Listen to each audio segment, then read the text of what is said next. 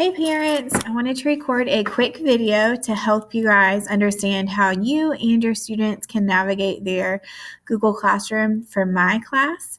I can't speak for how other teachers organize their classroom, but I wanted to show you how I organize my Google Classroom so both you and your students have a really good idea about how to find everything.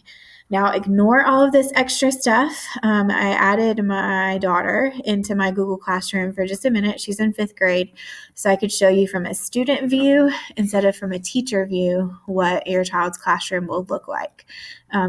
So when you log in, it'll look similar to this, just your teachers would be Busby, Brown, Muir, and myself. My classroom looks like this. So they'll click on that. And then I always try to explain to the students that it's going to be so much easier if they start out every time in my Google Classroom in this classwork section. It has the same information that's here in the stream, but it's organized much more user-friendly. So if you look at the stream, it's just a whole list of stuff. But if students will start out in Google Classwork in their classroom, right here, middle tab, classwork, you'll see it's organized in a much more user-friendly way.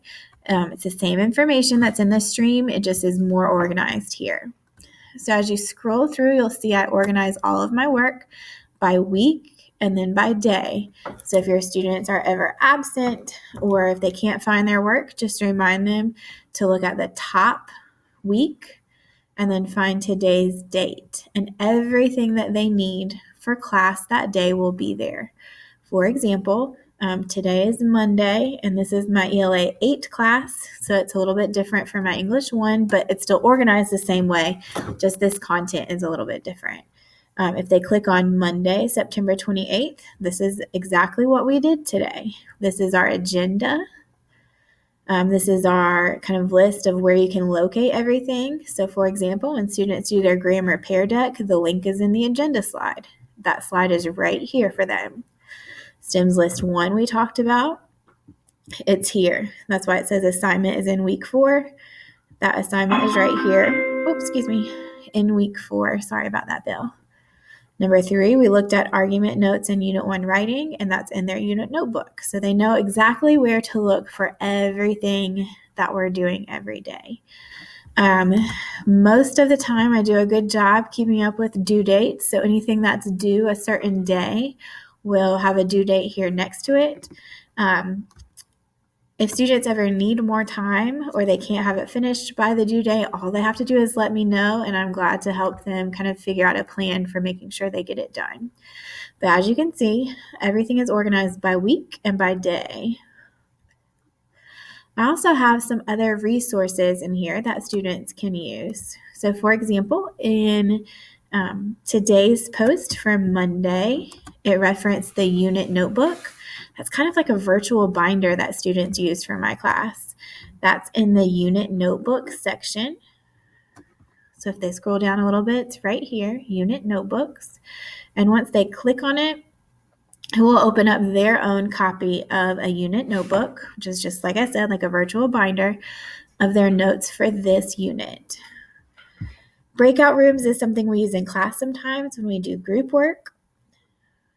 Scrolling down, these are some library and some reading resources. This first one tells them how to check out ebooks and audiobooks online from the Westview Middle Library.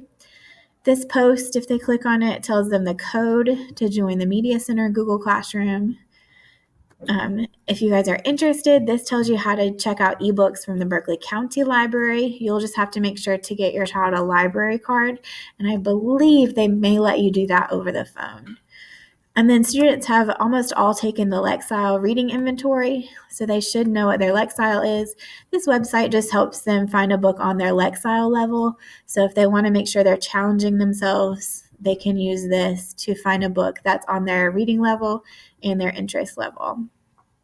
Scrolling down a little bit more, every week I fill out or create a little PowerPoint called the Weekly Wisdom.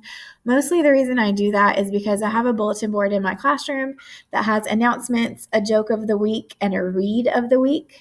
But since my online students aren't here in the classroom, those things aren't available for them to see on a daily basis. So I put it in a little PowerPoint, and that's just for them to look at. It's just a little extra stuff that they might want to look at. I like to start off our week with a joke of the week because I know how tough Mondays are.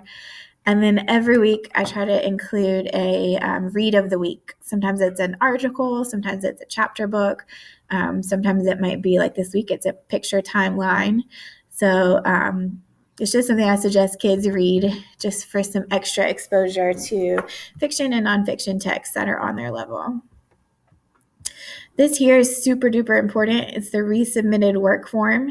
Anytime students resubmit work for me, so for example, if I graded the Facing Donegal Square conflict chart, but your student didn't finish it yet. When I put the grade in, it'll say whatever their grade is for what they did finish, maybe a 50, and it will have an incomplete sign next to it.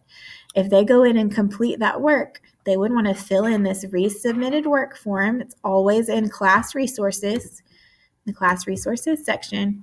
They would fill in this resubmitted work form to tell me that they finished something that I've already graded, and then I'll make sure that I go back and regrade the work that they resubmitted.